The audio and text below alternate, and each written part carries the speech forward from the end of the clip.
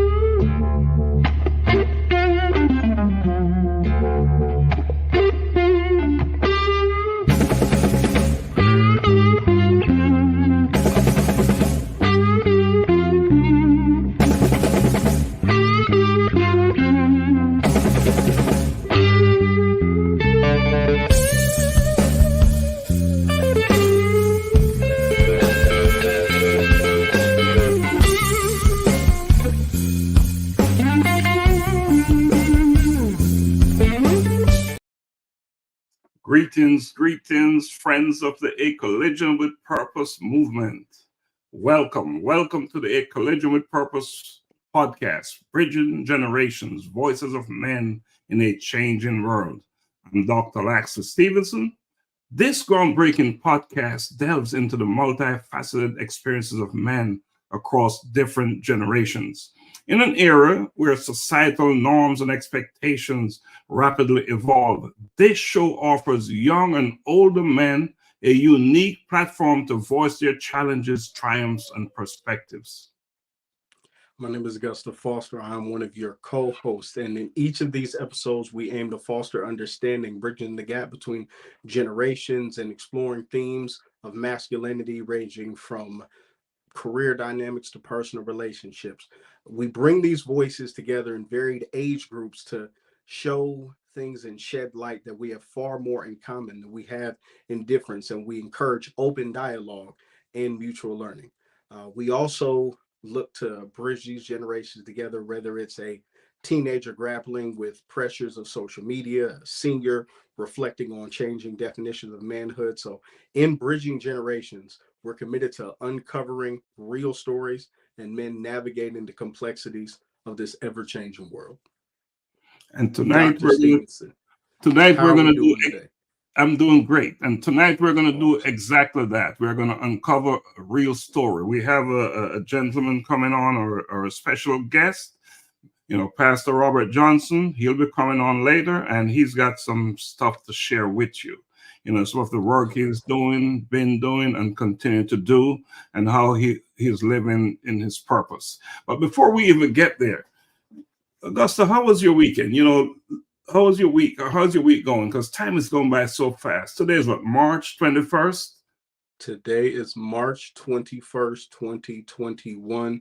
I believe we're around almost 90 days into 2024. We're almost a quarter of the year done that quickly. So it's I think I said it last week. Today is the only today you're going to get. Like time is flying by. It waits for no one. So you got to capitalize on every single moment. But it's been an amazing week.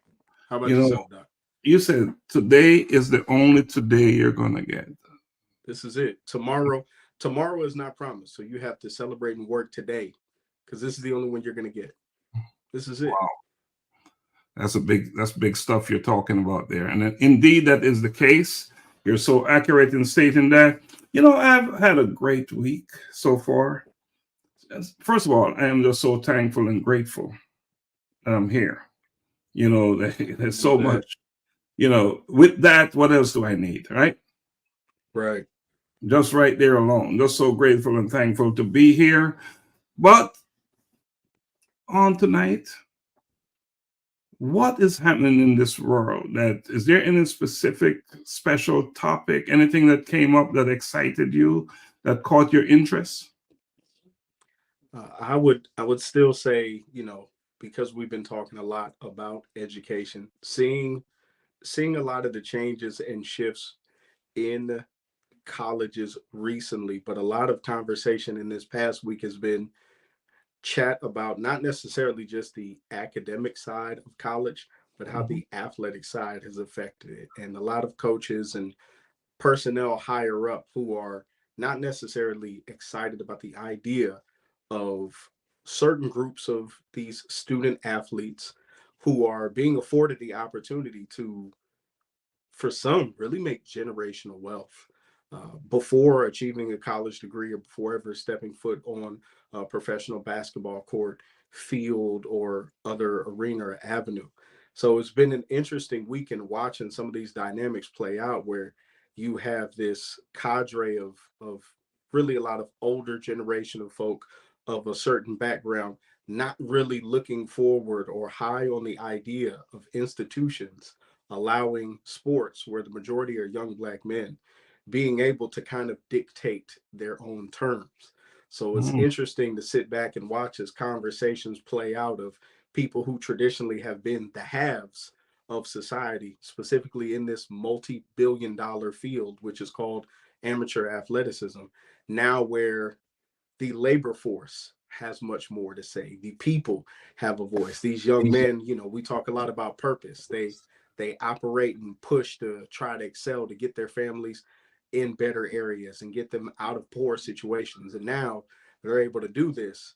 So seeing the pushback from people is somewhat alarming and a bit disheartening to watch people who are meant to be coaches and leaders of men kind of push back on the ideas of young men having the chance to change their families' lives. Another area where there's a big pushback, and I was reading an article, is in the world of AI, artificial intelligence, and in the Yes. music business. They're saying now that AI, you don't even have to have talent to write a song and to sing a song. Hmm. Yeah, because now you can use AI and you can produce a song and can also use their in different individuals and their voices to get these songs out there. But that's so interesting to me because I remember when I, as a musician, we in going to the studio back in those days, we would have to get into the studio and lay the tracks down with our instruments, and that got disrupted with a computer. When now all these Hmm. different individuals are producing tracks on the computer. But guess what? Here's another distraction again. Those same individuals, the disruption, I should say, those same individuals that disrupted the industry are being disrupted now with AI. Themselves. Yes. Yes. So that's such a big deal. And so now almost anyone can get out there and make songs And using AI. be You can clone other people's voices and all that wonderful stuff. So we're living in a time where technology, innovation, all that stuff is happening. Now, what should we do about that? My suggestion is you need to tap in where you need to be in and do what you need to do where that is concerned so you can capitalize and leverage the areas or the elements of AI that make sense to you. You know, because even corporations are are sending their employees to get caught up with artificial intelligence. So I noticed that, I saw it, and in fact, I know someone who is using it effectively in his business in the music world, and they're talking about AI will now become your doctor. They will be doing all kinds of things. They will be giving you there is prescription, assessing your health. So for what it's worth, good or bad, it's the reality. Facts, right? That's going to be the decision people are going to have to make. If you are someone who's going to use it, will you use it for a positive benefit, or will you use it for something damaging? The hope is that people see all of the abilities it has and its capabilities and go, there's so many good things that I can do with this. So it's the hope. I noticed, speaking in the same way you said that, I'll say this. I saw a short article on, I believe it's on the app formerly known as Twitter.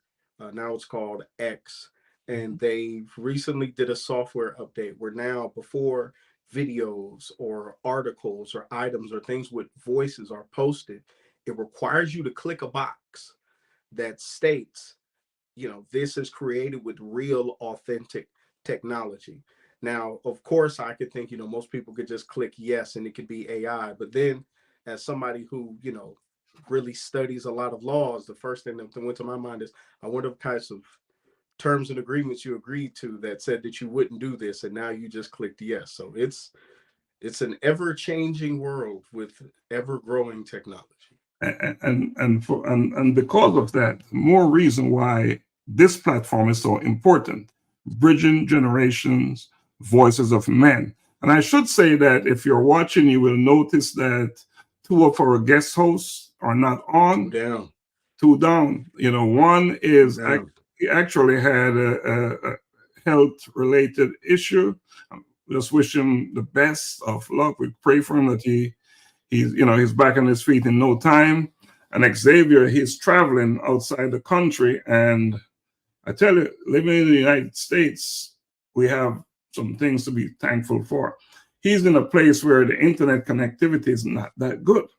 So if he was here in the US, guess what? He'll be on, because we do have excellent internet connectivity here. So beautiful thing. Let's talk about one more thing, because we have our special guest backstage, and we want to bring him on real quick because we want to really dive and listen into what he has to share with us. But you made a commitment, so did I, that you would do something special for the duration of this program that we're doing. What do you have an update on your? Yes, my commitment was service. I wanted to commit more time to service. So this week I went around, via email and in person when I was in the offices, and petitioned around 9 more coworkers of mine, the people cross-divisionally wise, to get out and participate with us next month, who are going to feed and do work. We're going to do about basically a full 6 to 8 hour shift at the Atlanta Food Bank. Outside of that, I will also be not participating in this year, but will be donating funds to a very good cause, the Gateway Center of Atlanta, Georgia. I would also tell people, if you get an opportunity, they do a 2K, my apologies, a 5K, that's March for Homelessness every year. Small donation. So I'll be donating for 2 people, myself and my fiance, who we won't be participating this year, but I wanted to make sure the donation went through, because it's one of the 501c3s I know in Atlanta where that money I've actually been able to see and put hands on what they've done. So Raphael is doing amazing work over there. So, I will support a great cause, and also, it's a way to support the cause, support homelessness, and support family, and check every box. And it's amazing. So that is it for me. Don't forget, while you're donating, I do have a nonprofit, a 501c3. So don't forget, Global Humanity Network. So we're also doing some powerful work out there. And talking about that, my commitment is all about scholarships. The more scholarships I can encourage others to provide or to myself generate, the better off we'll be. So, and thank you for that donation, by the way, in contributing to help mine textbooks for students in Kenya. I really appreciate that. And as I say thank you, I am hoping that by the end of this show, I will be able to say that to so many other individuals, because they will step up. We have some students in Kenya, and not just Kenya, everywhere in this world, right? In the United States and everywhere, who are in dire need of support just to pay their tuitions and to buy textbooks. So As I've always said, we're not one of those telethon where we're asking for money, but we do recognize the need for support because we can't do it on our own. So if you feel it within your heart, within you, and you want to step forward and act for betterment and support a student, please feel free to do so. You can get in touch with us on our Facebook page, on our website, and on our many other platforms. So we look forward to engaging you and you stepping up and doing your part. Also, with our books, the 2 books we have out right now with A Collision with Purpose, if you purchase the book or a book on our website. From the website. collisionwithpurpose.com. If you purchase the book, $5 per book sold will go towards a scholarship fund. And so far, that is working great. We're doing just that.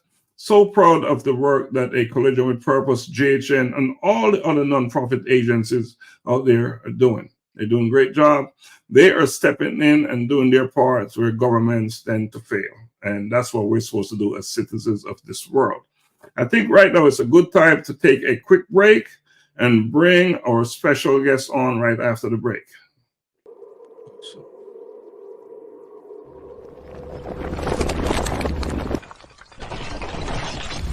A collision with purpose, in pursuit of purpose.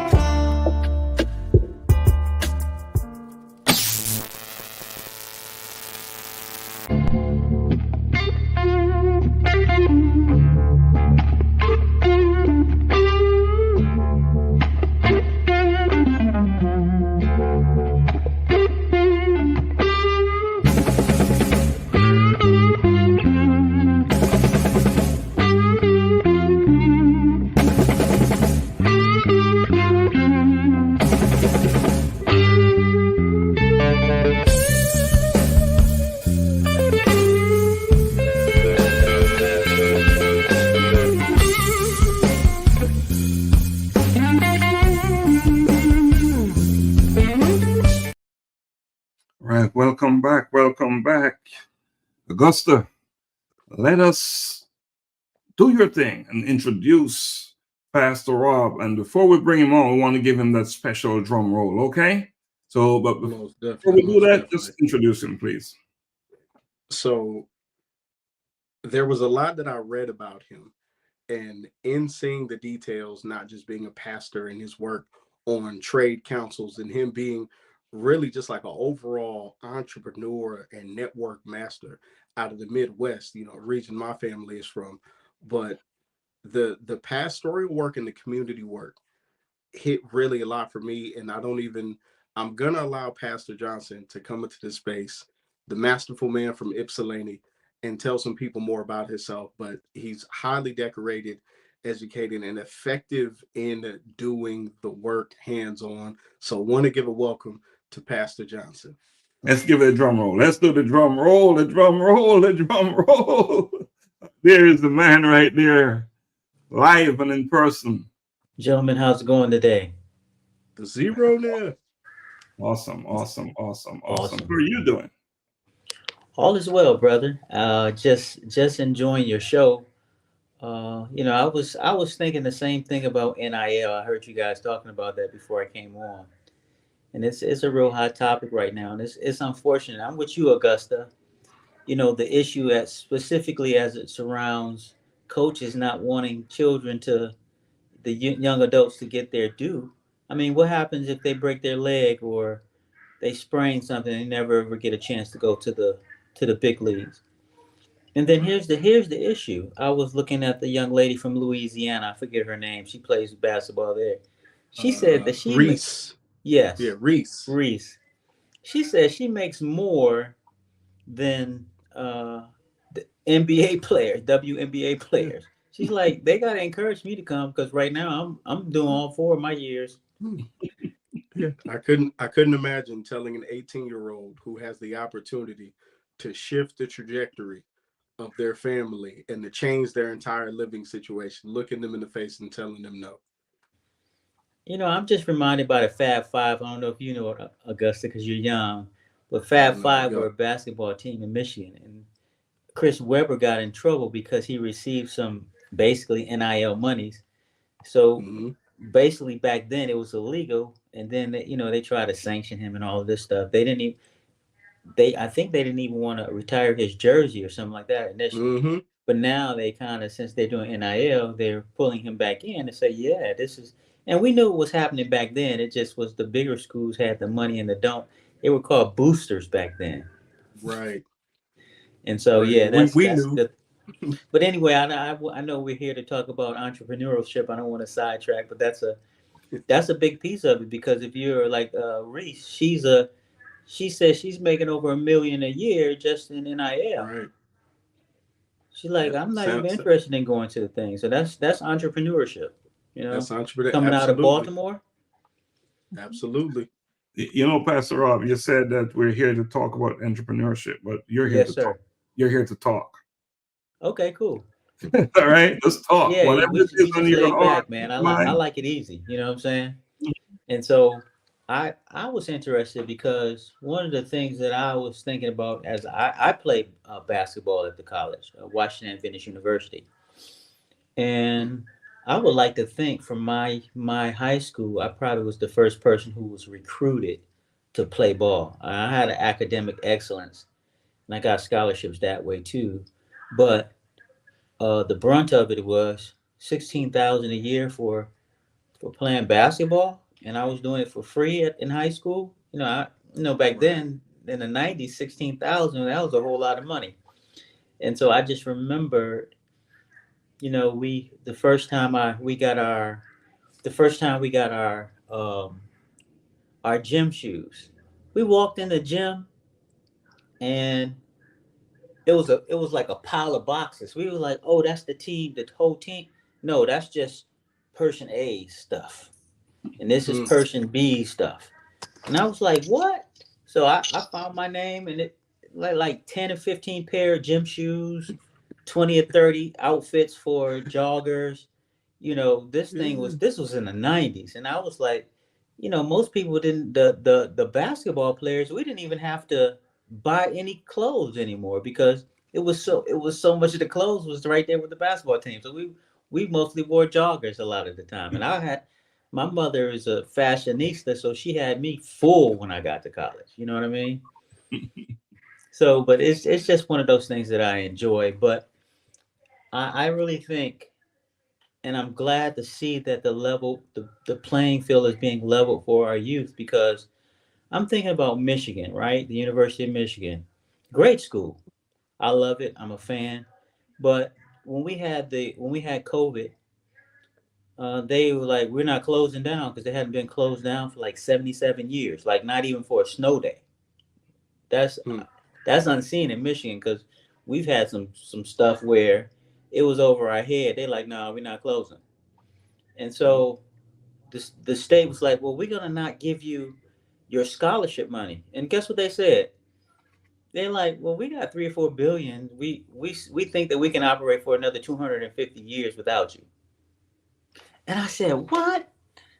I just had to think about what the president said to the state of Michigan. we can just operate without you. So you're not going to tell us what to do. And so this is where we need to begin to get our communities of color, our sports machines. And there are a lot of feeders, like in here in Detroit, 3. But the bigger thing is that there are feeder companies that feed those big 3. If you do hubcaps or if you do, and those feeder companies, they make multi-millions every year. And at some point, our community has to understand that there is value in what we do. I just 2 blocks up, I stay in an urban city called Inkster here in Michigan. Oh, the home of Marcus Pfizer. Yes, sir, and Malcolm X. Yes, sir. Yes, sir. And because when they call him Detroit Red, he didn't live in Detroit. He lived in Inkster. He lived in Inkster. And so, and I just found that out like 2 weeks ago. I was wondering why we had a Malcolm X recreation center. I was like, why? But now I know. And so I'm looking at the land. And as I'm looking at the land, Berkshire Hathaway has a for sale sign there. Now, if you know who Berkshire Hathaway is, that's 400-500. Yeah. And so Mr. Warren is one of the richest men in America. And it's like his company has property next to my company. Now, here's the thing. When you talk about the city that I live in, I opted to buy 3 blocks in my city. I lost 2, but I still own half of 1. And looking at the property next door to me, I wanted to buy that property. I was like, who was able to outbid me and who knew about the property better than I did? Well, Warren Buffett did. So I just keep up with these things. I'm going to send you guys a picture when I get off. I was so surprised to see that he had a sign here selling. And here's the thing. The brothers be like, I don't want to buy an Inkster. But you got one of the richest men in America buying right here in Inkster. So obviously he knows something that I've been trying to tell him, and they just don't listen. So this is what we have to start doing. We have to start listening to our elders. And this is why, Dr. Laxley, I'm glad that you are mixing the age groups, because it's very important. A lot of times, a lot of the younger people are like, I'm not listening to that ancient nonsense. Listen, it's ancient because it lasted. How about that? It's ancient because it's still standing. How about that? It's ancient because there's some wisdom behind that knowledge. How about that? And so when I hear young people say it, I try to encourage them for a little bit, but if their mindset is not there, I keep it moving. And that's the fastest way that you can lose a good mentor. And I just want to say, Dr. Laxley, I appreciate you. It's one thing to be a friend to somebody. It's another thing to take the time to mentor them. And so this relationship that I see, the protege mentor relationship, and I don't know what you guys are calling it, but that's what I see.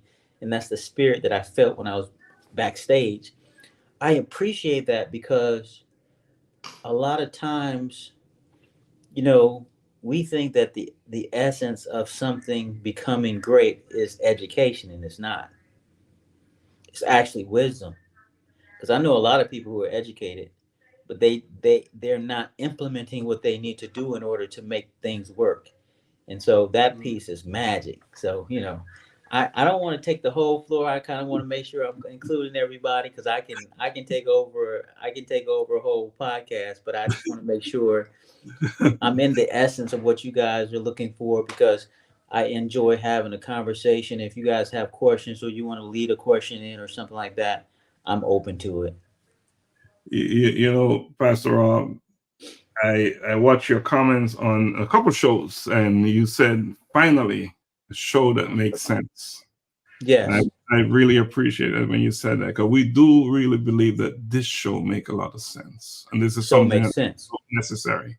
And that I saw that. I had intended to reach out to you before that, but when I saw that, you really pushed that that lever, and I reached out to you and I asked you to come on, and you did not hesitate to come on. And I really appreciate you coming on, because you have so much information, so much knowledge to share. And my only issue is that hour and a half is probably not enough for you to say what's on your mind.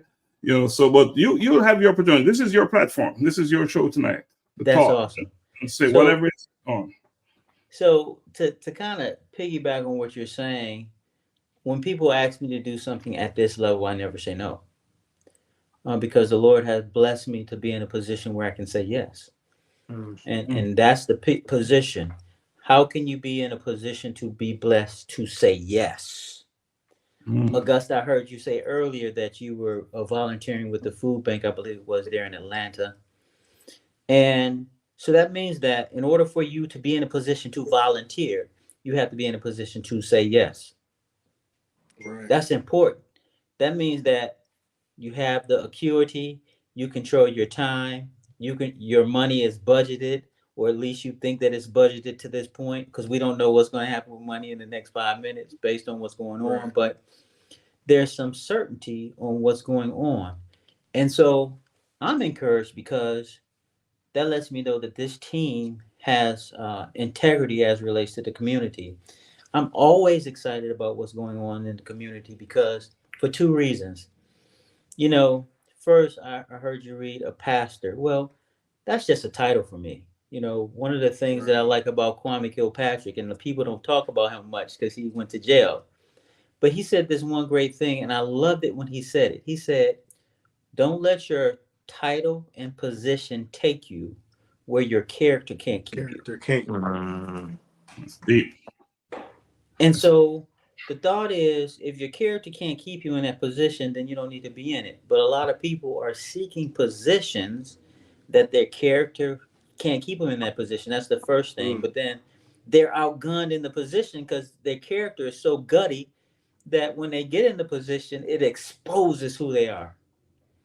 And so one of the positions that expose who you are if you're a gutty person is pastoralship. Oh yeah. Because if you're a goof, if you're not aligned with what God wants you to do, oh, you will be exposed. And so that exposure piece is something that your integrity has to keep you in a position of integrity. And we'll shout out to Minister Patrick from Kenya. But yes, the that will expose you, and you want to make sure that you let people know you're not perfect. I'm not perfect as a pastor. Right. I wish I was. I wish I can say I was holier than thou. I wish I can say that I studied the Bible every day. I wish I can say that I pray with my family every day. I wish I can say that I study with my wife every 5 minutes. I don't. And so, but the issue is the intention is there. The issue is I have the ability to communicate at a high level. And I have the intuition. And this is what I want to tell the youngsters, you guys, and just to the world at large. Science, intellect, and knowledge wants you to forget discernment and intuition. And as an entrepreneur, I want to make sure that you know the most important thing that you have to know is to keep those two things alive.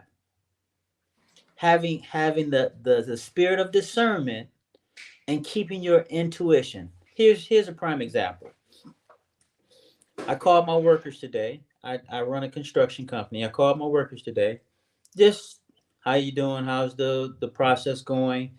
Because I was working with an insurance claim on this particular project, and insurances, they require a lot of paperwork. So it keeps me basically on the computer, which I don't like it, but I can do it, right?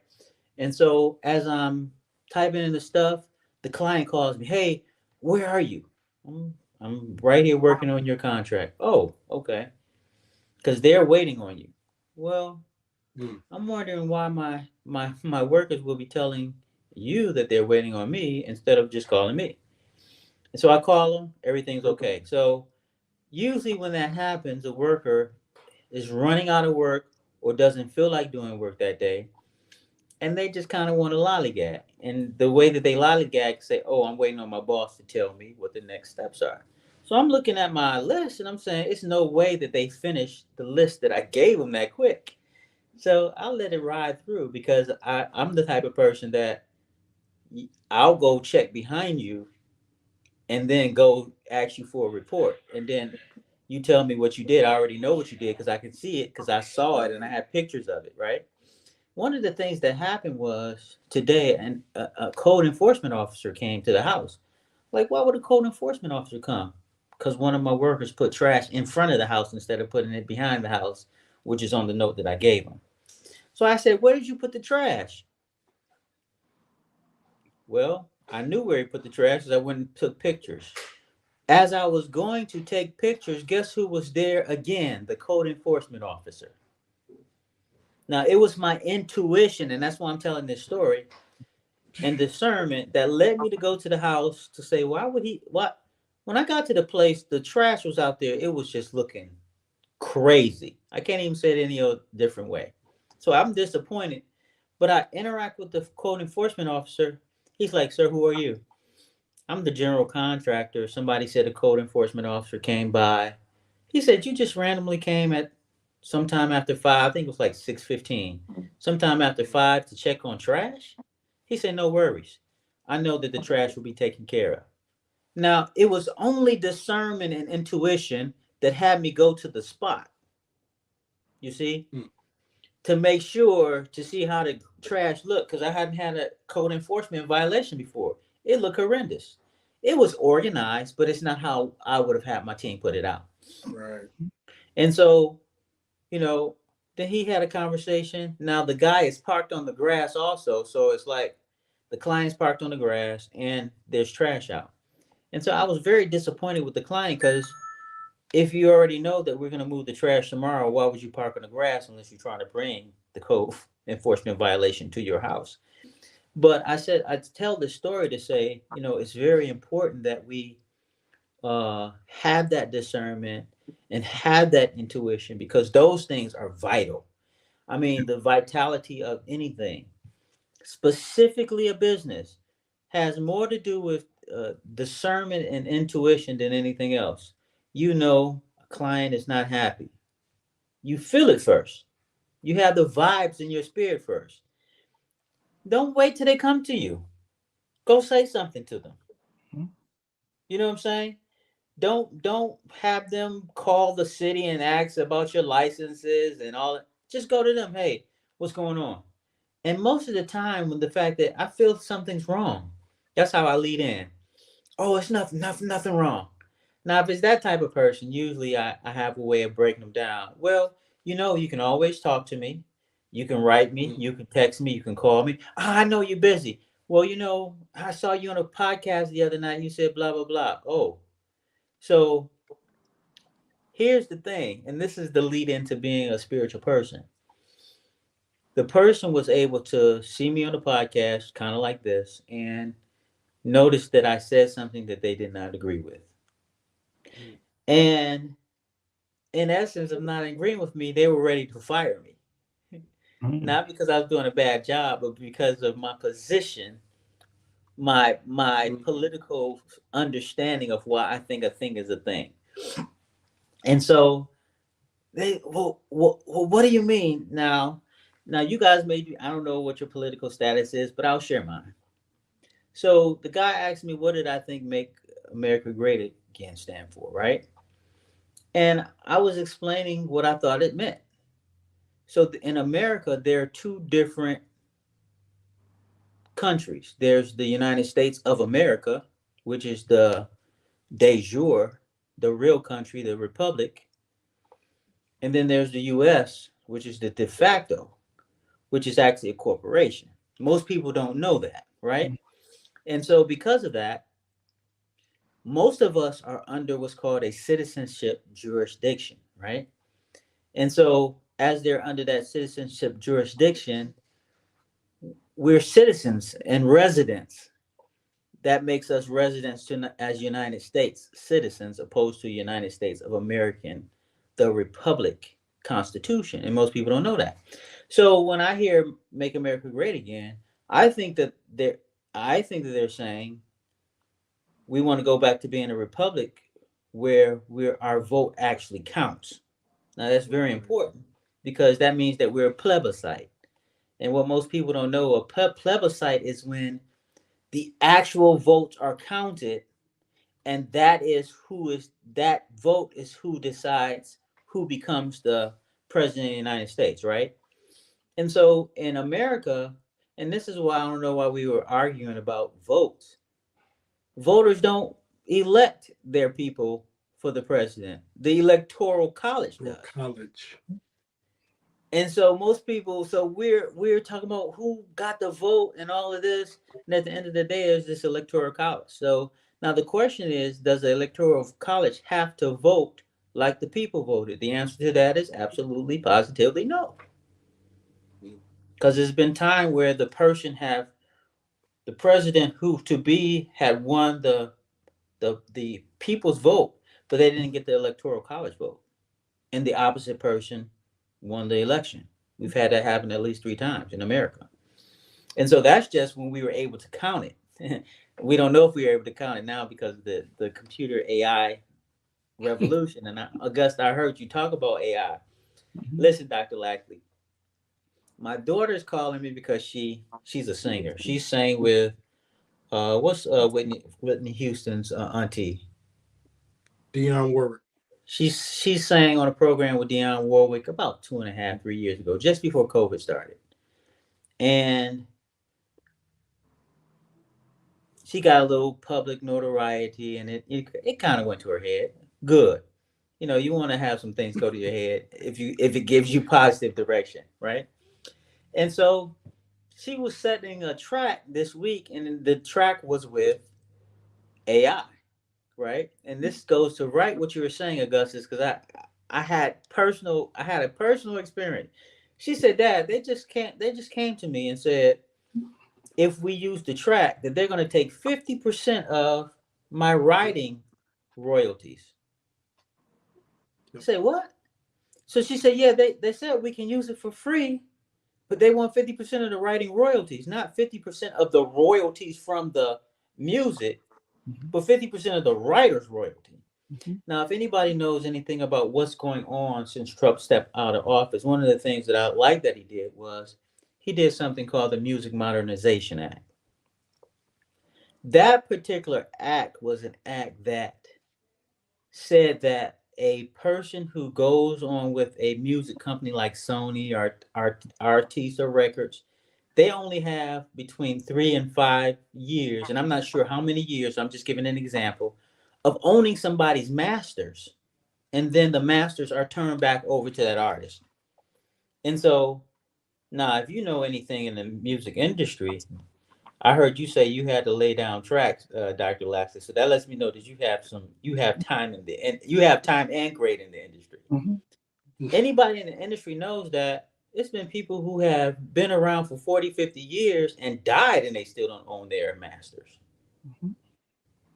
And a lot of people will argue with you that Michael Jackson died because he owned half of Sony, which owns almost 80% of the people in the world, well, in America, the artist records masters. So Michael Jackson owned those masters.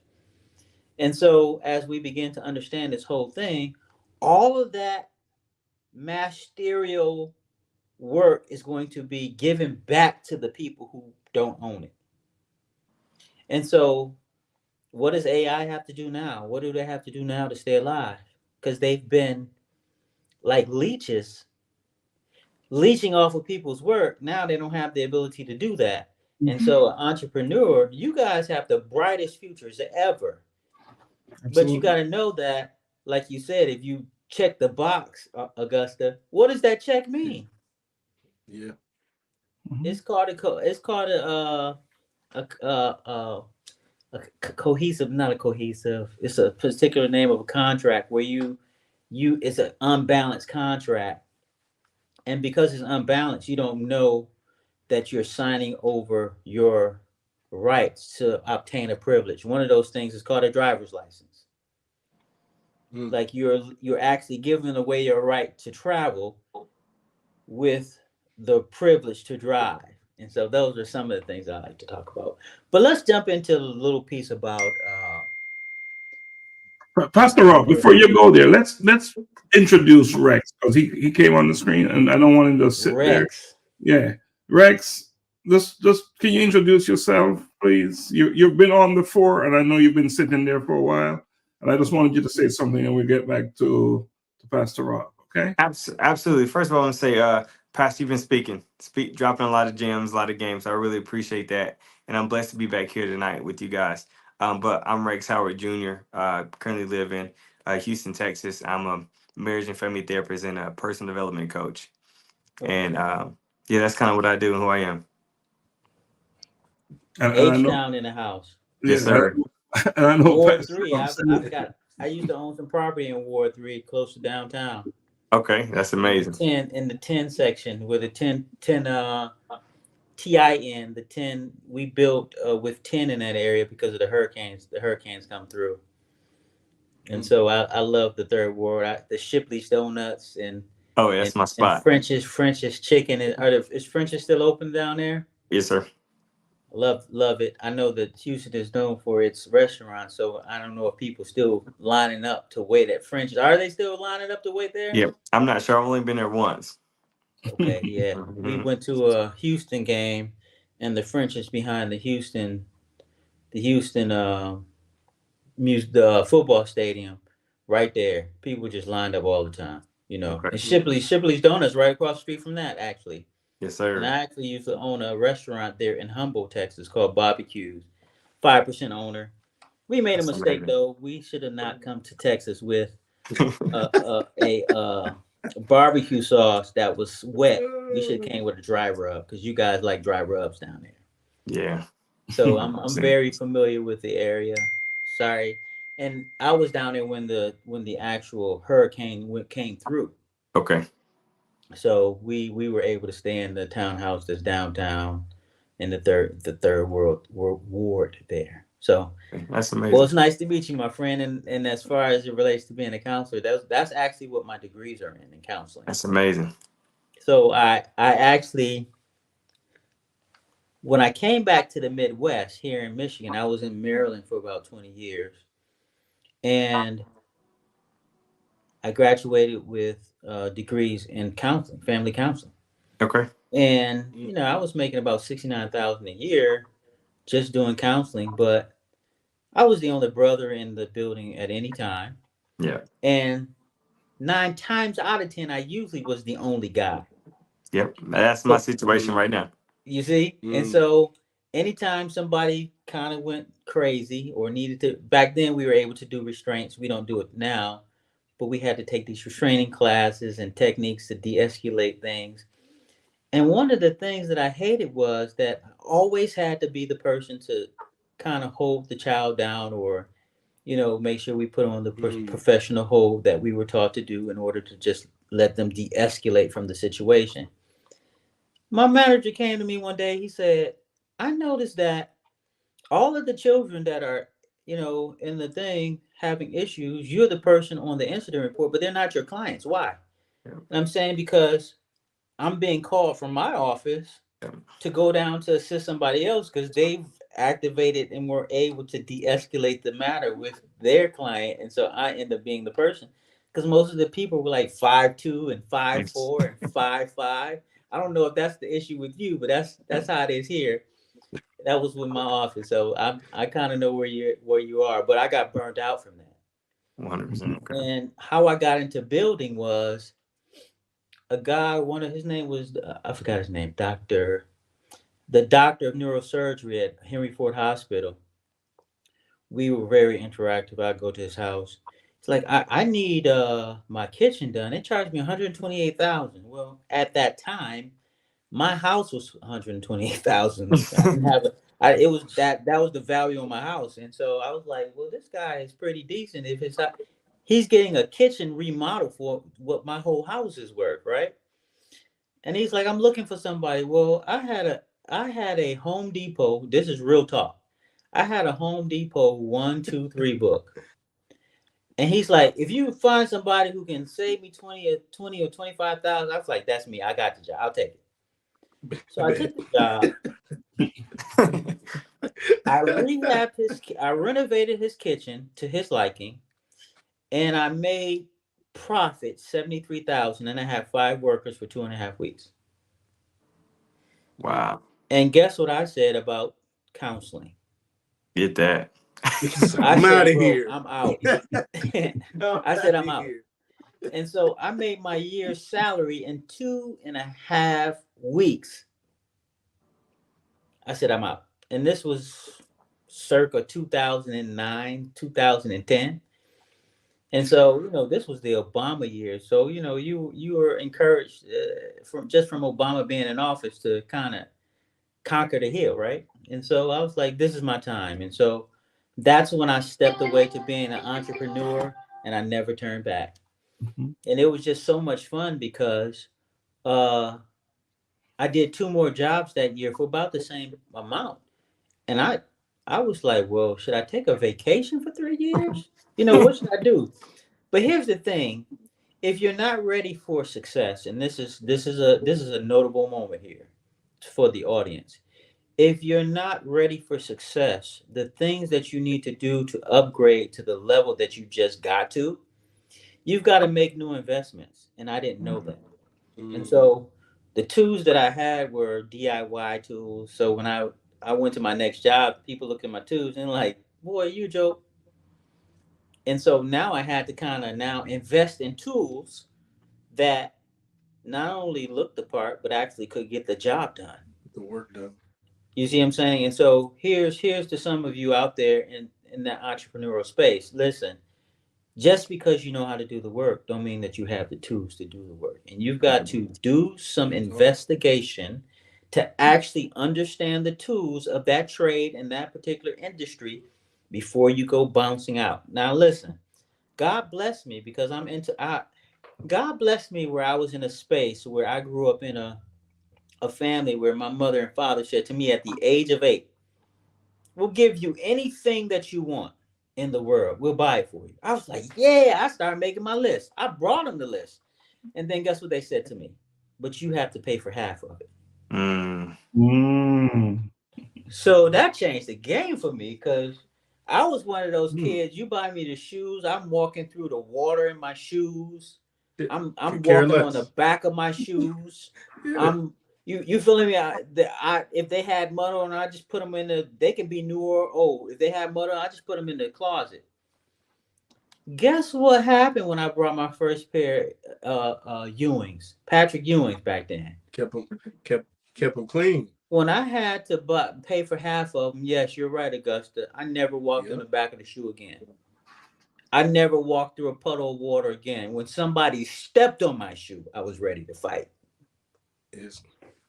You feeling me? So the mind shift changes in the mind shift, and I'm so glad my parents were intelligent enough to give me that challenge. And then what happened was, now I'm sitting here trying to, instead of looking at Gilligan's Island and Green Acres and whatever, He-Man back then, now I'm trying to make sure that I'm thinking about how I'm going to make my money. So how I made my first set of monies was I washed windows and I did lawn. So what I did was I took my bike. I had a BMX bike. I connected the wagon to the back of my bike with a rope. I put my bucket, my squeegee, and my wand. Listen, the bucket and squeegee and wand cost $4.10. The bucket, the squeegee, and the wand, and Palmolive soap, vinegar, and it was another. What's the stuff that you use in smelling salt? Ammonia. Ammonia, yes. Yeah. I had those 3 things. I'm saying if it cost me $10 to have all of those things, I already had the wagon, I already had the rope, I already had the bike. I took those 3 things, I would fill up the bucket with water with those 3 things, and that was a business. And guess how much that business made me that summer? Almost $3,700. Just by taking a wand, putting it on, and guess back then, we didn't have these special bifold windows where you can pull them in and wash them. You had to do it from outside or inside. People hated washing windows. They still hate it now. And it's one of the real talk. If you out there, it's one of the a great start for your youth to get that bucket. I can't see that even today I spend under $10. Today you probably still spend under $20. So inflation didn't hit that company. Low overhead. So I spent $10. Who can spend $10 to start a company and make $3,700? I put a flyer out. Back then we had to go to the school. We didn't have printers like they have today. Oh yeah, Tremaine, I'll tell you what the zero near means. But I had to go to the school. We had blueprint printing back then, so you had to have the thing blueprinted and then take it to the copy, the Xerox machine, and then the Xerox was the first Windows, just so you guys know. A little history there. And pass out my flyers. $10 still, even with my flyers. And I'm still saying you can do the same thing today for under $20. And you probably can charge those 10 or 15 clients that I had to make those monies over time, because I had actual storefronts that were commercial. Every time I touched the window, they paid me $40. I did it in the morning and I did it when they closed at night, because I had an uncle. His name was Uncle Costello, and he did the DEA in Crystal City, Virginia. He did the HUD building in downtown DC, District of Columbia. And one year, I just actually happened to go with him and was just watching him. He's like, "You want to ride with me?" I said, "Yeah." And so I'm bringing up all of this because I was around men who invested in me, who made sure that I knew that I needed to be somewhere that was positive, and I needed to know what it meant to be a protector and a provider. That starts at 7 or 8 years old. And shout out to all of those mothers who are single. But if you're coddling your son and he's still on your breast, get him off. I can't say it any more directly, because you're creating men who are not protectors and providers. And so I'm not saying it's bad to be a single mom. I'm just saying be cognitive of that. And then make sure that you put that son of yours in a position where he has men like us, because you see we're here. We're here.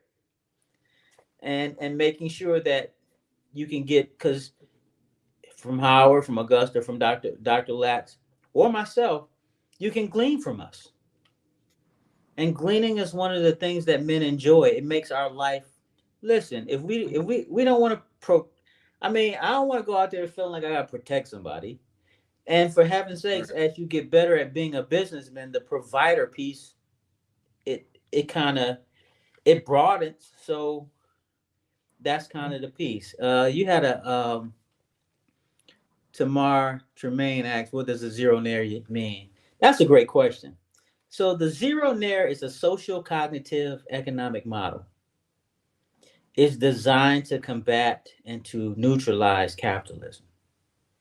It's got 7 principles. The principles are all surrounded by the actual title itself. The zero nair is like,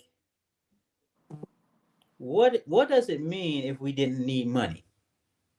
For a second. What would that mean? Like, what would it mean if you can just go to the lake and get water instead of going to McDonald's and buy it for $1.99?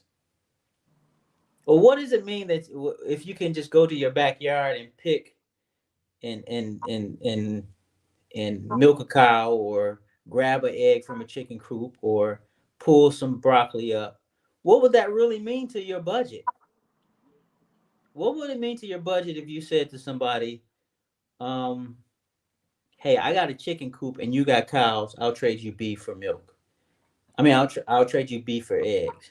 Good What do those? old-fashioned bartering system. Yes, Good bartering and old-fashioned trading. bartering system. And so the zero nair's base concept as a social cognitive economic model is that we replace money with networking interactions. So we still have the ability to network with people today in this matter. This is why, and this is a great point, Tamara, that you asked, the question that you asked. I always ask people this. Why does you have a question, Dr. Laxley? No, I'm listening. Why does, and that's my discernment. You move forward. I thought you was about to ask a question. Why does Warren Buffett pay less taxes? And I'm asking you guys this. Why does Warren Buffett pay less taxes than his administrative assistant? Man, those between are we talking the donations, the tax shelters? Are we talking the write-offs? The real answer to that question is because he trades and barters. So if I got 17 billion buckets of broccoli and you got 17 billion buckets of blah blah blah, and I want to exchange, and we just exchange, is that taxable? Nope. It's not taxable. And so that's not even a cheat. That's not even a cheat code. That's not even a income tax loop. It's all above board. It just is what it is. If you trade and or you barter something, you don't have to pay taxes on it. And so how can he now have something that's worth more? And so what you want to do is make sure that, let's say for instance, I need paint to get $1 million project started, right? But Howard, you need workers, right? So if I trade 100 workers, would you be willing to give me the paint that I need for the project? So you would get your stuff done for free, right? Yep. I would get my stuff done for free, right? So now I can when I get the money from doing the paint job, I can use all of the money that I would have had to pay for paint. Now that's profit. Do you understand what I'm saying? Mhm. And you, instead of now having to pay a worker all of your profit that you would have had to utilize, now is utilized as profit. Do you have to claim that as taxes? Absolutely, positively not. Nope. Because you just exchange one thing for another. And so that piece is the piece that people don't really think about. What we do is we hurry up and we run out there and we're buying Louis Vuitton instead of branding ourselves. And so what the zero nair, the undercurrent, I'm giving you the undercurrent thought because there are actually 7 principles. But the undercurrent thought is, what happens if everything that you do in life is zeroed out? So I don't know if you guys know this, but in 2030, between 2030 and 2035, they're saying that African American households will be making zero. Did you guys know that? And so zero, meaning that we will not be making money. Now, how were they able to say that in less than 11 years? Because somebody out there is going against us. Now, you will hear theorists in the university say that it's going to happen in 2050. But in the actual communities, they're saying 2030, 2035. And so if you start to do a poll of men who are protectors and providers, they're under attack if they're men of color. And so now what we have to start doing is shifting. If you want to take us to zero, we will go to zero, but we will be zero-nairs. You get what I'm saying? So you want to decentralize money, but not still keep us centralized and not having any money. And so what we'll do is we'll be zero-nairs by making sure that we have the ability to have a cohort group of people of color who do business together. What do I mean? When I was 13, I went to take my junior lifeguard class. And they had the junior lifeguard class at the Jewish Community Center on 10 Mile in Middlebelt. The young man was having a bar mitzvah. There were at least 200 men there to give that young man $2,000. Now, Yep. I have to take my glasses off every time that I think about it, because I don't know a young man who is a person of color who have had the opportunity to have 20 to 200 men give them $2,000 each. Do any of you know? Okay, so then the next thing was, do the math on it. So what were the conversations that they were having with this young man? You have the ability to hire college students. This I think the boy looked 15 or 16. I didn't do the research on what bar mitzvah means, so I don't want to act like I know what the Jewish faith mean. I don't. Or the community or ethnicity. I don't. But the essence of what they were telling them, because I was sitting there waiting on my class, they invited me in. They gave me food. I listened to what was going on. It was not a secret. They said, You can go out and hire people. Get this? They gave them job descriptions. They gave them folders because back then we had folders and job descriptions. It wasn't on computers. And they were saying, hire this for your people. Now that young man owns uh, a grass cutting company, and it makes millions a year. And here's the thing: he owns a real estate company. It makes millions a year. He also owns a donut shop and a corned beef shop, and the two of those make millions a year. Ask me after 21, has he ever raised a finger to work? Negative. Negative. And so he's zeroed out. And one of the ways that you can be a zeronaire is that you have people who have no idea about finances, who are not in conversations like we're having right now, which are very vital to our community. And this, Dr. Alexi, this is why I said this group is a podcast that makes sense. And I should have spelled it CENTS, because if you have sense, then you make sense, right? So then the question is, at what point can we empower our young men to be protectors and providers? Listen, I've got my daughter now signing up for paparazzi jewelry. Now, as a Christian, I grew up now where, I came home from college one day and I had an earring in my ear. Yep. My father said, "Bro, are you okay?" I said, "Yeah, Dad, I'm good." He said, "No, you're not, because you're not coming in my house. You're not coming in the house." I'm like checking that. to see if you're still wearing it. If you wearing that ever again, you're not coming in this house. And then my college buddy, he had them in two ears. He said, "Brother, are you straight?" He said, "What do you mean I'm straight?" Because straight meant two different things. Straight meant like a straight line, or straight meant like whether you were kind of. He like, "Are you straight, brother?" He said, "I'm straight." He said, and then my friend said, "I'm straight like that line in the sidewalk." My father looked at the line in the sidewalk. He said, that line ain't straight. So needless to say, at that particular time, it wasn't friendly for us as Christians in that time to actually have that in. I end up taking it out my ear, and I just haven't wore it since. But in today's industry, it's okay for people to kind of do those things.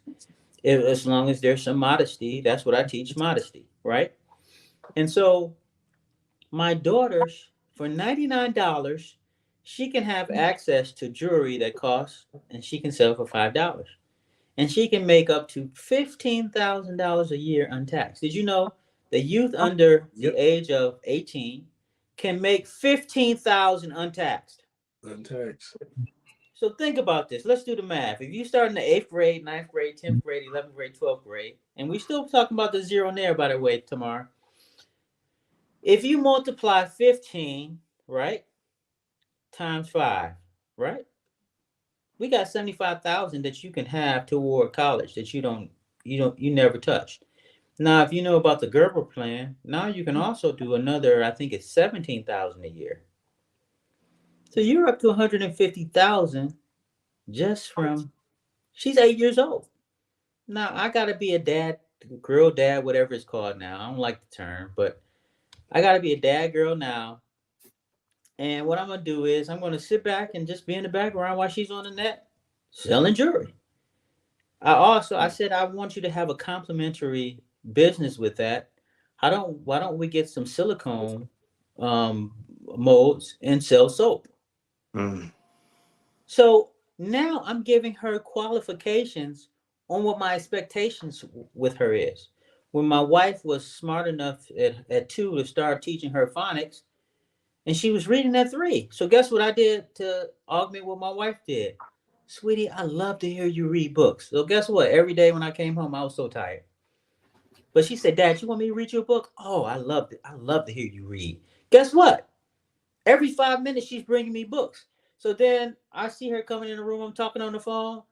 Guess what I'm going to say? "Oh, my daughter read me a book last night. I was so proud of her." I'm not saying that for the person on the phone.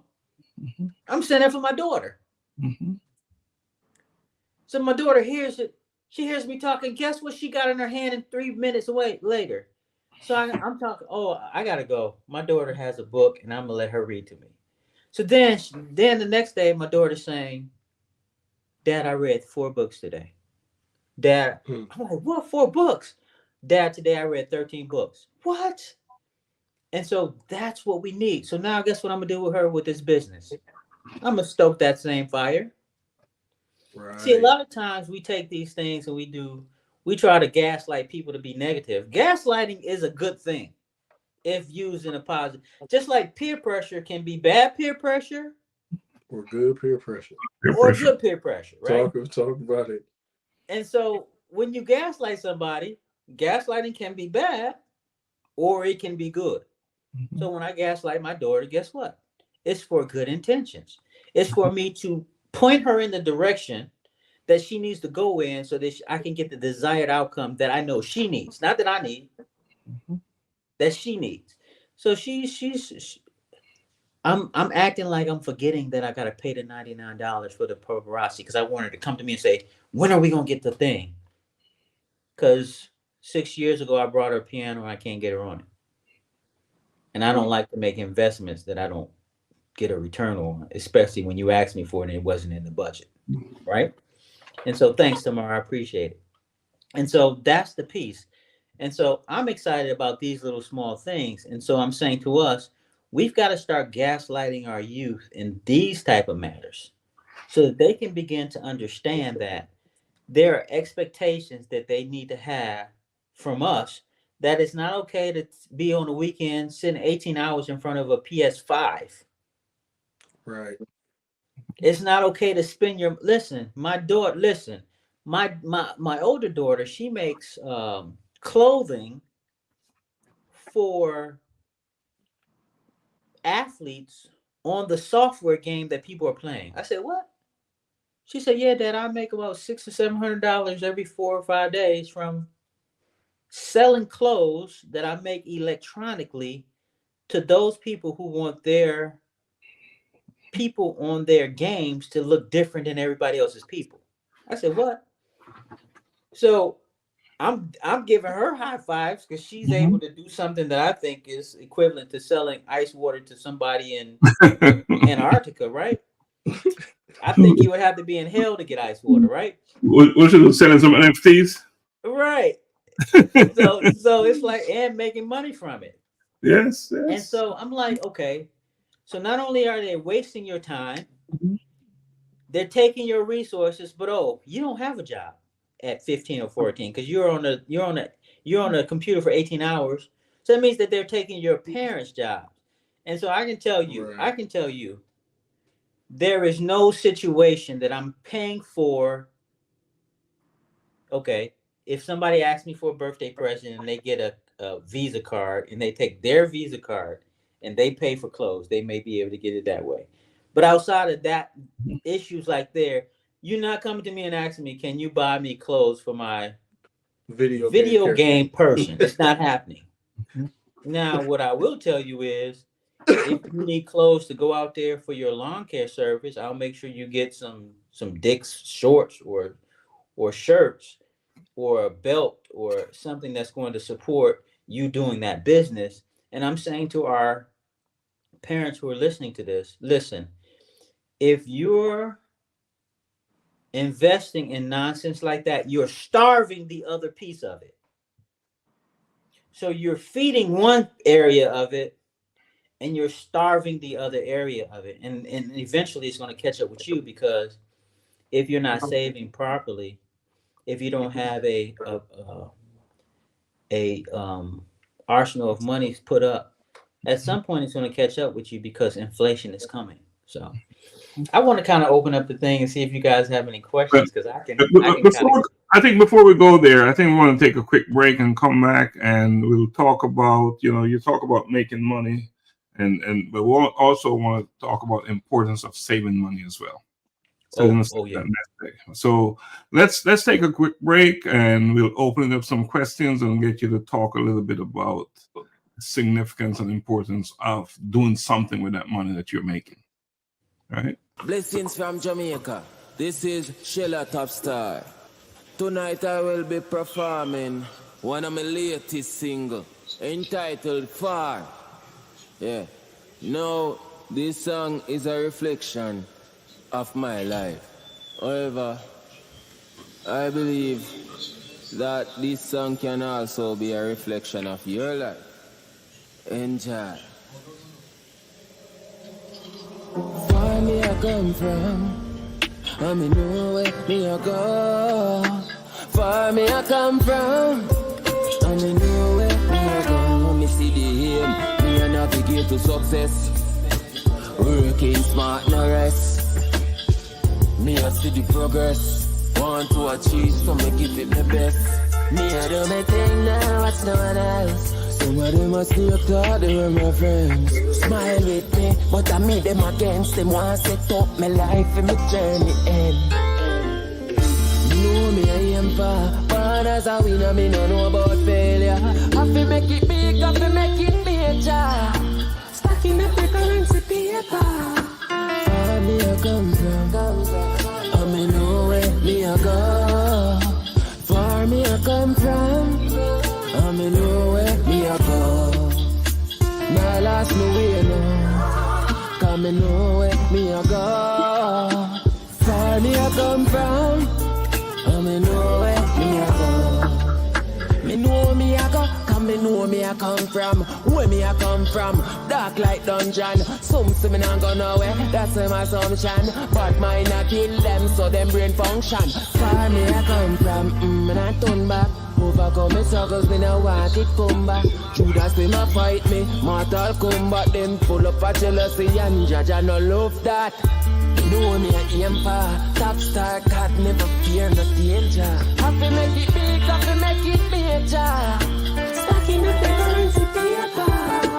Far me I come from, and me know where me I go.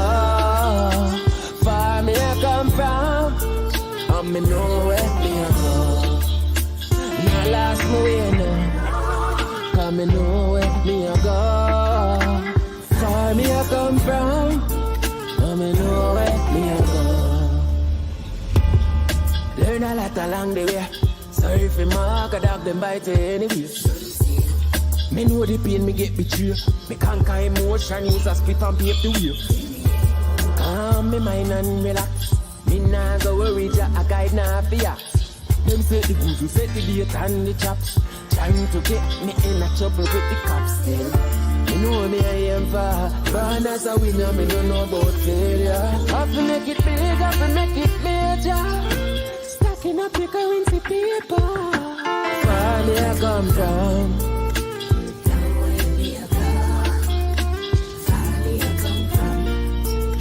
Me know where me I go, and I tell you something I last me way now. Cause me know where me I go. Far me I come from, and me know where me I go.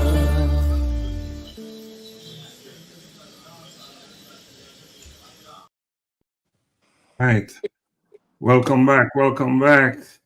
So Pastor Rob, you talk a little bit about music. That's one of my production right there. That artists I manage him and produce him. So we like to promote what we do, and so like to give him some airtime on this platform. And plus, what he's talking about where we're coming from and where we're going and what life is all about. And in terms of never giving up and just have that focused laser vision about who he is and what he's all about.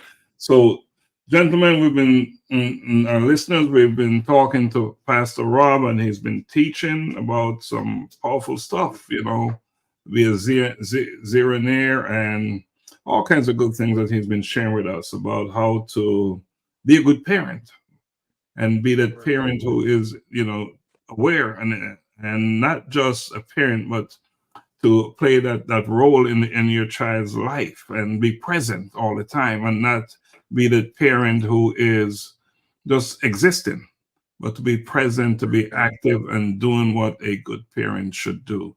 So, Pastor Rob, we thank you for sharing all the wonderful knowledge and information you've been sharing.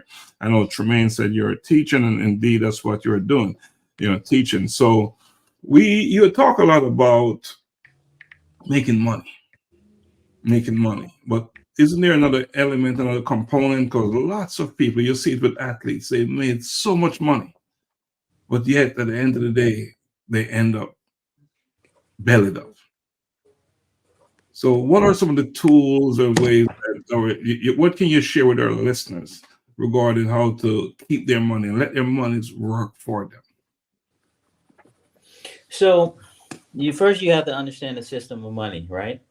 And so I'd encourage our viewers to understand the difference between what's called a fiat cash and the value that it has versus real money, which is actually gold, silver. We consider secondary money real estate. That's why it's called real. And that's why it's in the state, right? And so those things we want to have that as our base. Now listen, if you want the class in a different way, you go to the series 735660. That's my wife. She teaches I'm not about to say what she says. Matter of fact, I'm not even on her platforms because I speak totally different than she does, because she's regulated and licensed, right? But myself, what I want to tell you is, if you don't believe in fiat cash, you should what's called diversify. What do I mean by that? Like, my wife and I can take a lot of risk because we're mortgage free.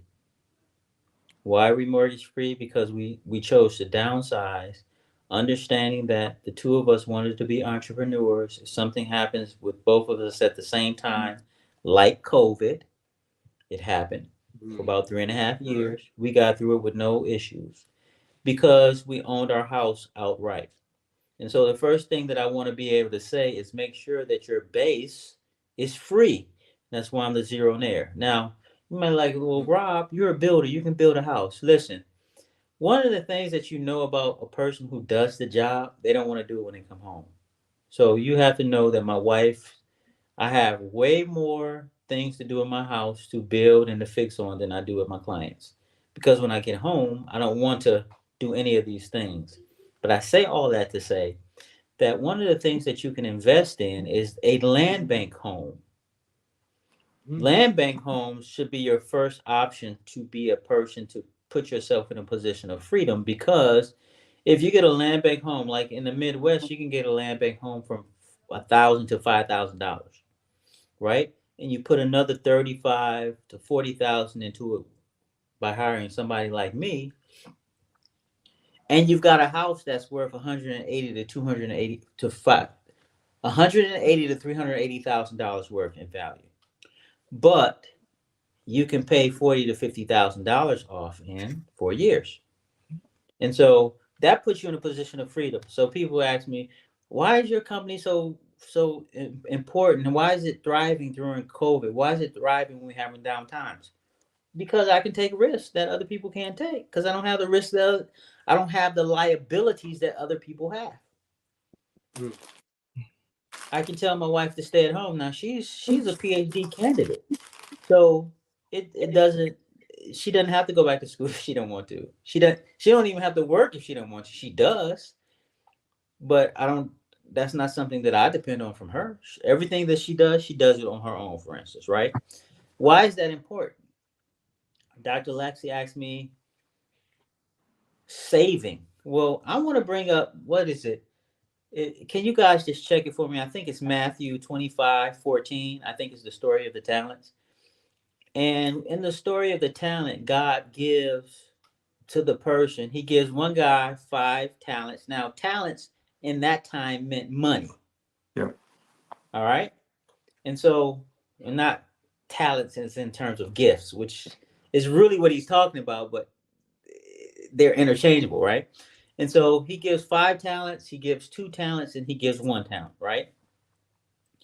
One person goes and makes his 5 talents worth $10. The other person goes and makes his 2 talents worth 4 talents. And the other person goes and makes his 1 talent, when God gets back, is 1. And so God comes back and says, hey, to the guy who made 5 to 10, hey, well done, my good and faithful servant. You've been good with this. I'll make you wealthy over this. Go do it. He gave him a bigger field. To the other person, he said, hey, you took 2 and now you got 4.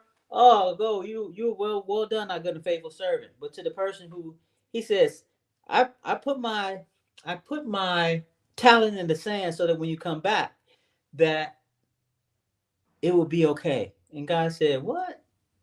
Basically, God said, you're a goof. Hmm. And he's saying, I get away from me. I know you're not. Now, to me, we always talk about talents when we preach this thing, but I think it really has to do with saving.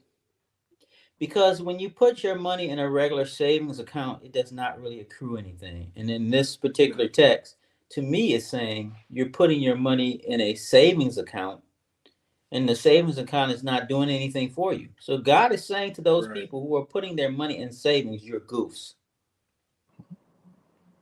He's saying, I need you to understand money so much so that if I give you, because everything that we get is from God. Our talent is from God. Our talent can make us money, right? If I give you this thing, you need to be able to multiply it times 2. You need to be able to multiply it times 5, right? And so when we put this in practice, well, what does that mean? It means that we need to be investigating how do we multiply our money. Matter of fact, in one of the texts, God says, be fruitful and multiply. Well, a lot of people think that means go make children. Okay, in the broader sense of in the broader sense of it, when we look at the etymology of the word, the belly and the uterus it does mean fruit. Okay, I get it. But the other piece that it could mean is that when you be fruitful and multiply, multiplication means that you take something that is one thing and you multiply it more than one times itself, right? So you shouldn't get one back. You might want to check out Terrence Howard by a chance. He's got some nice work that he's doing on math technology, and I've had some chance to listen to it, and it makes a lot of sense. Although some of the theorists are angry about it, it makes a lot of sense. Check out his new math theories. I like for us to find holes. If I find holes, I'm gonna write them and tell them I found a hole, address it. Not, you know what I'm saying? Not like, bro, it's a hole there. Go somewhere else. No, because we have to present ourselves to the public and then ask for public scrutiny back. Even as I talk to you guys, if you hear something that I said tonight, hey, Pastor Rob, I heard you say this. That didn't sound right to me. I went and looked and you were wrong. Guess what I'm gonna say? I'm gonna say to you, oh, great. I'm going to make the adjustment so that when I present next time, I fix that matter and I'm gonna keep it moving, because that's what entrepreneurs do. But one of the things that I would suggest that you do to multiply is cryptocurrency. The space is a space that gets rid of white supremacy. Mm-hmm. So the thing that's holding you down, centralized bank, is being decentralized at this moment as we talk since 2010. And people are saying it's a fake. There are some people out there that fakes, of course, with anything. They try to mimic and fake and not. I'm not talking about those people. I'm talking about the actual ideology of it.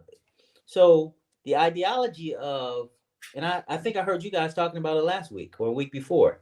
Mm-hmm. The ideology of decentralized currency is that no one person owns it.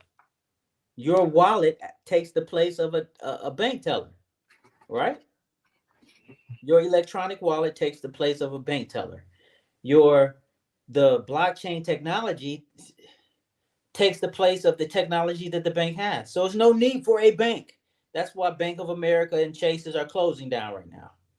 Matter of fact, they say that crypto stands for cryptographic, meaning a technology that has a hidden source. That's what it means. But crypto also means death. So when you think about cryptocurrency, death of currency, it's the death of the centralized banking system. Think about it. And so if something is about to be death, where there's death, there's always life. When the door closes, one always opens. And so what we're sitting in, and any entrepreneur knows this about investing, is that you want to put your money in front of a bubble. What do I mean by putting it in front of the bubble? If you know it's about to be a war, you invest in war stock. If you know it's about to be time to invest to vote for a new president, you see what the the largest congressmen and women are voting for, and where their money is going, you put your money there. Matter of fact, it's one theorist out there. He has a software system that looks at what Nancy Pelosi and Maxine Waters and Obama does. And at that time, they do the same thing, and they say, hey, we just riding the wave. Because if you're in the room and you're making the rules and you know something's about to change and you have the ability to invest and make money on it, why wouldn't I take that same investment, right?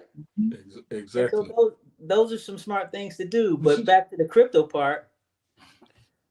The cryptocurrency is important because it takes those 300 families out of control. So we're shifting from being a white supremacy world order to being a country-based world order. So you'll see people like BRICS start to form. Mm-hmm. And those who don't know what BRICS means, you guys know what BRICS means? So BRICS. Okay, so BRICS is the competition for the U.S. in the NATO right now, right? Mm-hmm. So BRICS stands for, right? What does the B stand for? Anybody know? I'll let me say this: the dollar is under serious pressure. Right. The dollar is under serious pressure. So it stands for Brazil. It's Brazil, Russia, India, China, and South Africa. So, yeah. Mm-hmm. So the word BRICS stands for those. They've come together to form a new conglomerate to go against the Western powers, NATO. Mm-hmm. And what most people don't know is that BRICS have already crashed the dollar. Yep. So our dollar has been crashed probably since November of 2023. Mm-hmm. Some people would say since COVID, but I'd say no. I'd say at least 2023. And so the importance of knowing BRICS is that when our government, early on I said, and this is as it relates to his question on savings, but it's a deep thought because I want you to have base before I give you information, right? So if you take fiat cash, the term fiat means that our cash is fake, right? Our cash is just basically monopoly money. You guys know that, right? Rex, you know that? Did you know that? It has since they've what is the actual? I have a relative, as a side note, a relative who actually owns a piece of real tenured, what's written on it, and it's actual real exchange, like weight of gold dollar. Yes. Versus, so there are dollars out there. That's a great point. I'm glad you brought that up because that's actually where I was going. But since you said it, I just met you today, so the audience know this is something that's true. There are dollars out there that have this is worth its weight in gold. This is worth its weight in silver, right? So you can take that dollar that you're talking, and you can take that to the reserve, and you can get its gold value. When it became fiat cash, it's just worth the money that is printed on, right? And so that's why we can keep printing. What I say is, you guys, we should just get a printing press and start printing money, because that's basically what America does, right? And so what the rest of the world is saying, well, hold on, we're gonna call you on this. And so what America did was they ran to the OPEC nations and said to the OPEC nations, well, will you back our money? Will you accept our currency as oil, bartering and trading, right? And the OPEC nations said yes. But guess what last year the OPEC nations did? They said we're no longer taking American money. So the American money is no longer backed by oil. That means the American money is crashed. Right. So if you didn't know that your money in your pocket is worth nothing, now you know. And so now, because the money is crashed, now you have to start to take the money and its value before the world recognizes that it's class and put it in something that you can get a real return from. I think that mining cryptocurrency is the best way to get a return on your money, because what a miner is when you mine for something, it means that you're digging for something, right? And so in cryptocurrency, you're digging for in crypto, what mining does is the technology that validates whether, if I'm saying I'm about to do some business with Rex, what the blockchain does is it says, okay, Rob, you got $15 in crypto in your Bitcoin wallet, and Rex has 50,000. You're about to sell Rex something for $47,000. He can do that transaction. Remember, I told you that our wallets take the responsibility of the teller, right? And so as there's a technology out there, a third party that says, yes, Rob, you can receive it. Yes, Rex can pay it. Let's do the transaction. The transaction starts. There's a third party out there that's sitting. That's the miner. He validates his technology, validates that Rex has the money, validates that it can go to my wallet, and it does the exchange. Then it tells the world that exchange just happened. That's the blockchain technology. But that's what mining does. Why is mining so important? Because it's a decentralized thing. I can have a mining machine. Matter of fact, I'll put it on your Dr. Lex. I'll put pictures of it up. I've got associates who have mining machines, and you can actually buy the machine yourself, or you can invest into a company where you actually have the ability to mine by renting that machine and having that machine be yours on the blockchain. So I think that's the first thing.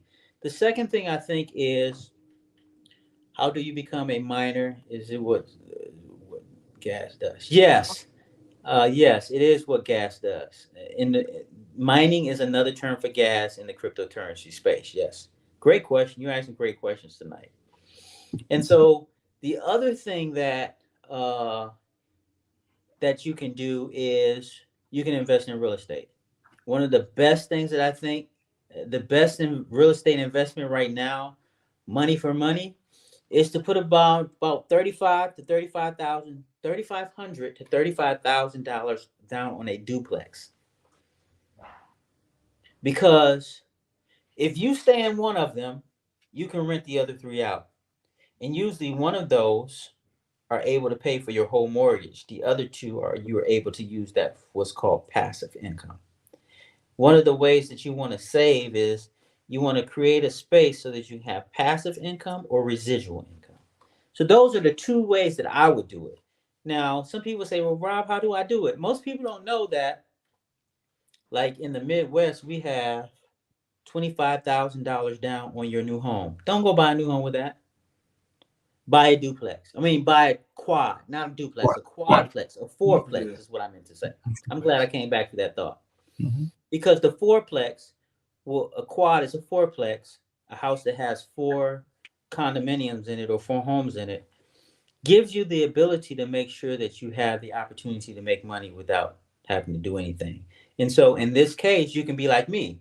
You can have a mortgage, but it's like you don't have a mortgage as long as you manage your tenant. Right. And you can be in a position of freedom. That's just for the provider of the house. If you're a 2-family person, husband and wife, then you can now have a second person who they can have total freedom. And so those are ways that I would say. Right. So do you, Rex, have a question for Pastor Rob and Augusta? And a question. So we're really running on time here. We're going over time, but the information that Pastor Rob is sharing is so powerful. I feel that it's important that we continue the conversations. So is there a specific question that you would have, Rex? And by the way, Rex, Pastor Rob was not telling you that because he switched career that you should go shut yours down. Right. He was not saying we need brothers. We need brothers. Get out, Rex. Get out. Go contract. Right. Because I still use my counseling degree in my pastoral studies and my pastoral counseling, and then also I use it because I volunteer with a group called Pathfinders. It's like Boy Scouts and Girl Scouts. Yeah, that's actually really dope. And this is just going to be like, this was me being obedient to God, but also he already gave me a vision for something much bigger. So this is my stepping stone because I just graduated last August. So it's just going to continue to get bigger and better. But the question I will have, well, before I ask my question, I first want to say everything you said tonight is teaching me something new. And I really do appreciate that. But the question I have for you is, for that individual, young man, young woman, that's starting from scratch, right? Maybe they have access to people that will invest in them, maybe they don't, but they don't really have too much information when it comes to finances, putting your money up or just saving or investing. Where would you say they should start? So right now, I have a wood chopping. I have a log chopper, right? It costs $1,200. So a cord of wood goes for between $300 to $800. So that's chopping basically a quarter of a tree down and making sure that that tree is being able to be sold to people who have fireplaces, right?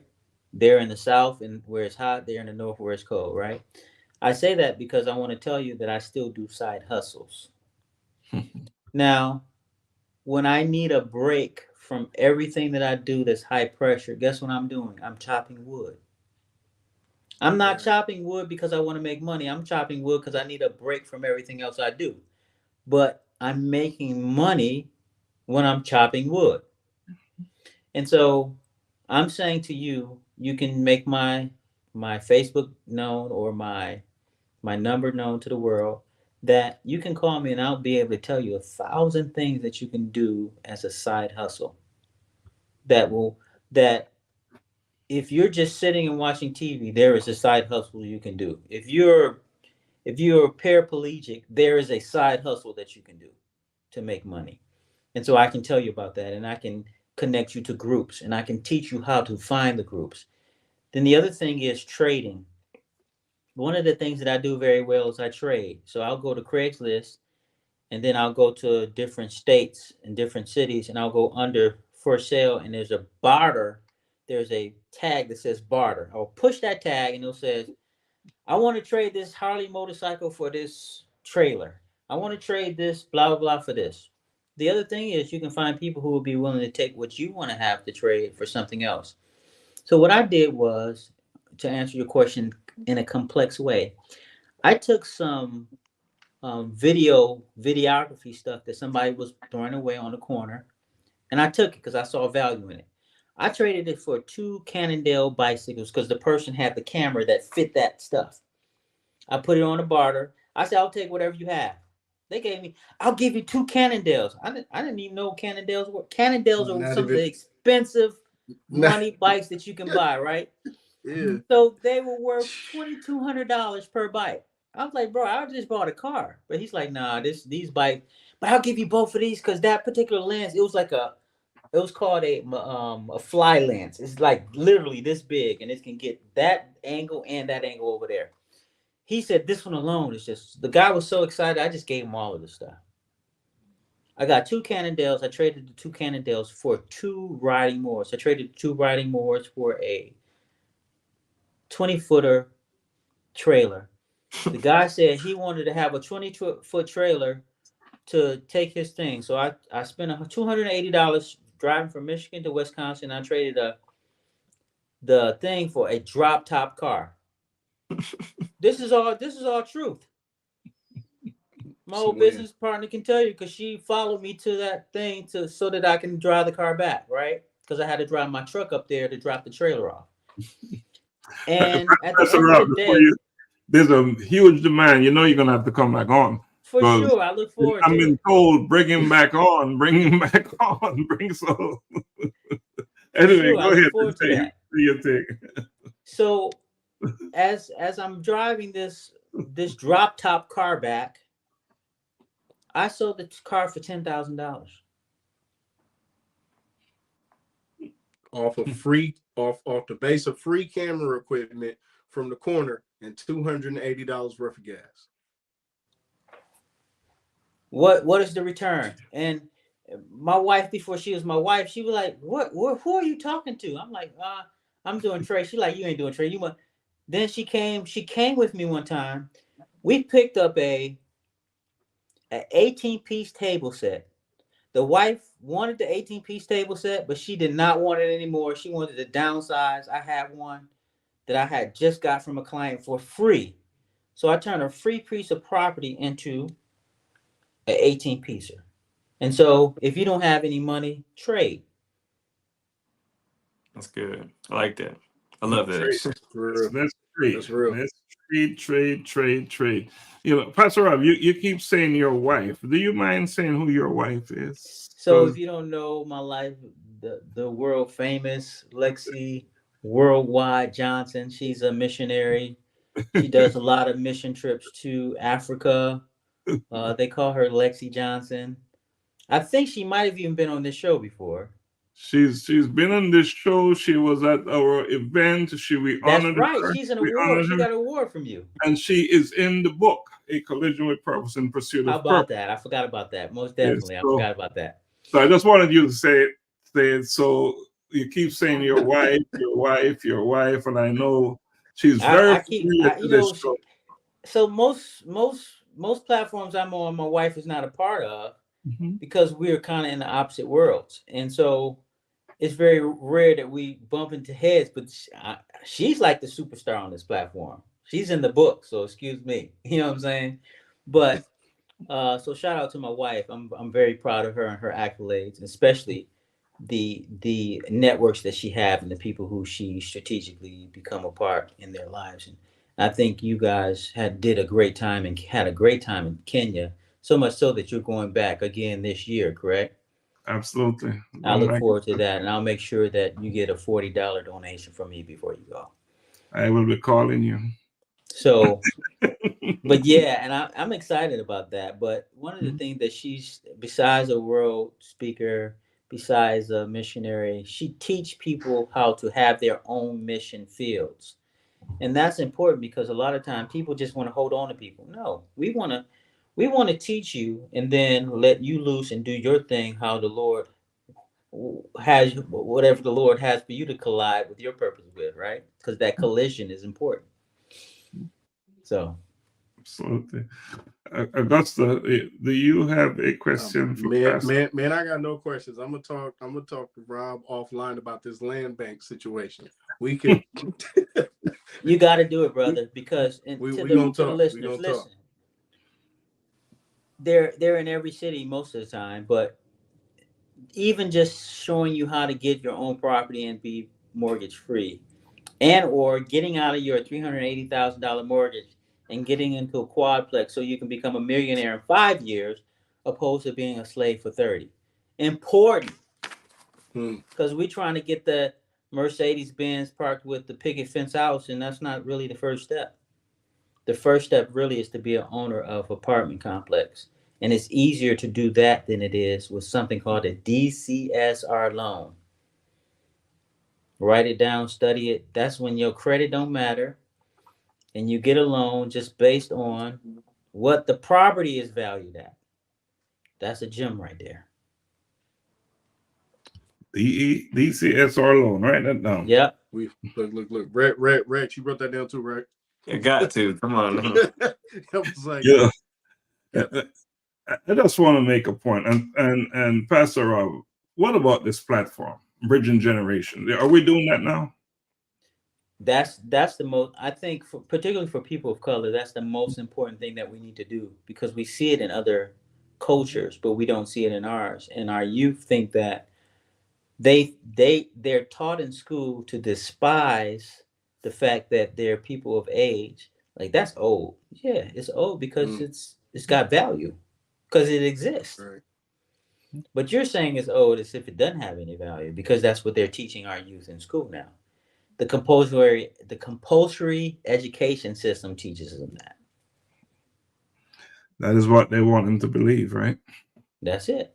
That is what they want them to believe. So we're gonna close out, but like we always do, we're gonna go around the table and have a closing argument.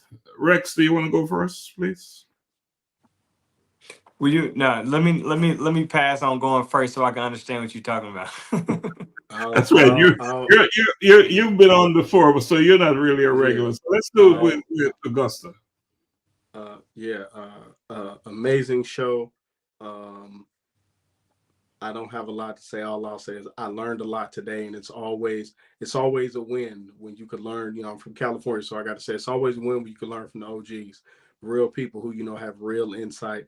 They gain it through the knowledge and experience. And my fiance and I will definitely be talking about land banks and this DCSR loan. Yes, sir. Okay. Rex, Okay. you're ready. Yeah, I get it now. All right. Well, I definitely don't have anything to add other than the fact that this was a great conversation. I learned so much. I got my notepad here too, so I'm ready to go ahead and start having these conversations with not only my lady, but with also my family too, so we can take our game to the next level. And I'll also be looking you up, brother Pastor, so we can continue to connect. Hey, it's a connection here.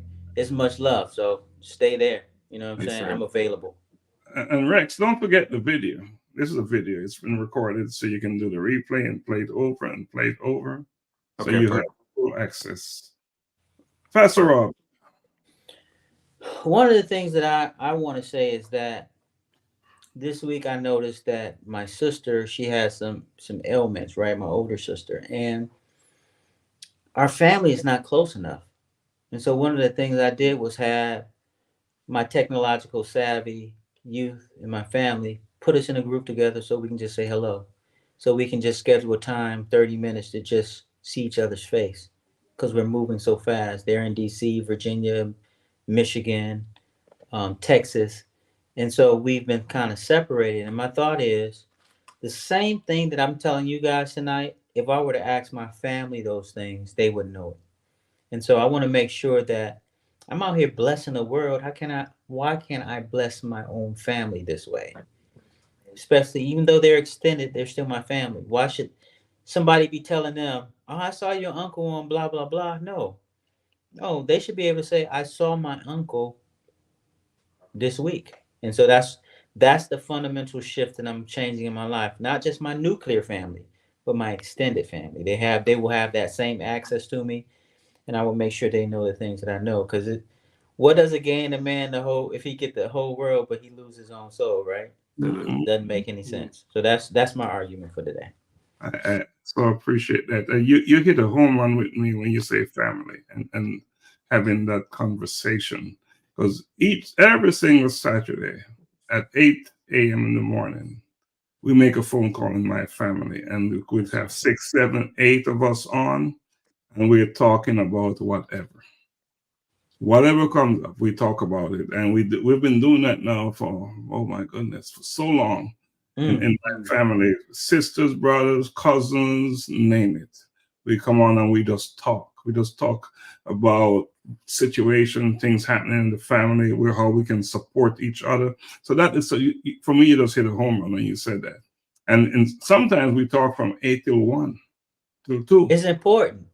You get healed. You know what I'm saying? It's important. Yeah, Augusta, we talk from 8 a.m. until 2, and we take a break and we come back on because it's on WhatsApp. You can get off the call and come back on. So that is something that I tell you, hit a home run, and what a way to wrap the thing up. But my piece is, and we've been having conversations, we've been listening to you, Pastor Rob, and what I'm hearing, you're a man who owns your truth.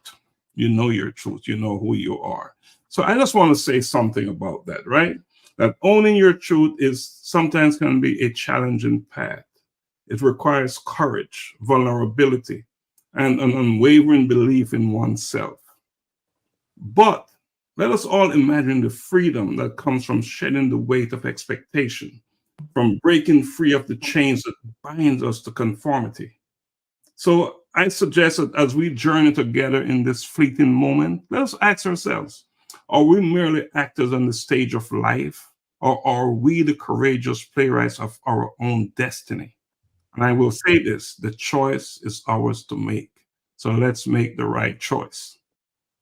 Can I add a snippet to that? You can add anything you want to add to it. So Dave Chappelle is his own person. We can all agree with that, whether you like him or not. The CBS, as I understand it, just signed him to a $2 billion contract to do night shows. This is a guy who, just like, and I'm saying this because you said, be authentically you. He is authentically him. He did not bend to whatever they were looking for him to bend to, and now they're willing to pay him the most because he didn't bend. Because he's him. Because he's him. He owns his own truth. And I admire that so much about you. You say you're going to say your piece, and who cares? Someone may not accept it, but guess what? You said it. It's your truth. And that is what this platform is all about. You come on here, you say what is on your mind. You had said to me that should we be talking about this? And I said, talk. You're here to talk. Whatever comes out of you is what should come out. And that's what came out tonight. And I will say this. You've seen the comments. You're teaching. And one person said, and by the way, that was my daughter. She said, bring him back on. So if my daughter tells me to bring him back on, what choice do I have? Praise God. What choice do I have, right? Right. So I just want to say to our viewers, and if you're watching live or if you're going to watch the replay, don't keep this information to yourself.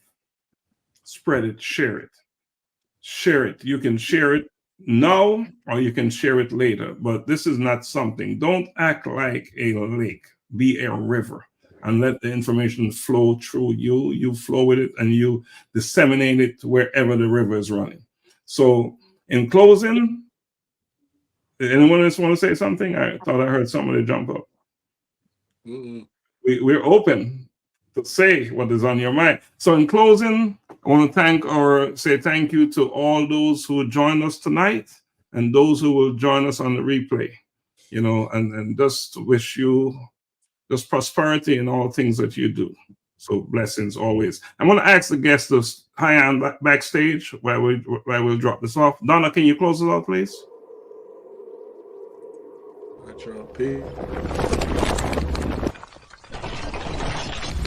A collision with purpose. In pursuit of purpose.